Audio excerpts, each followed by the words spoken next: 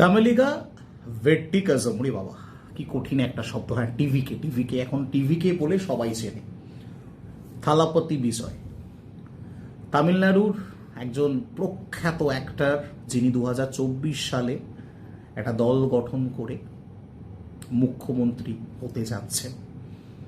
But তার মুখ্যমন্ত্রীর শপথ নেওয়া কিন্তু হচ্ছে না। অর্থাৎ ভোটে জিতেও মুখ্যমন্ত্রী হতে পারছেন না। কেন? কারণ তামিলনাড়ুর বিধানসভাতে যদি ম্যাজিক ফিগার মানে সরকার গঠন করতে হয়, সেক্ষেত্রে দরকার 118টা বিধায়ক। বাট টিভিকের কাছে আছে মাত্র টিভিকের কাছে আছে 108টা বিধায়ক। দরকার 118, মানে আরো 10টা বিধায়ক দরকার।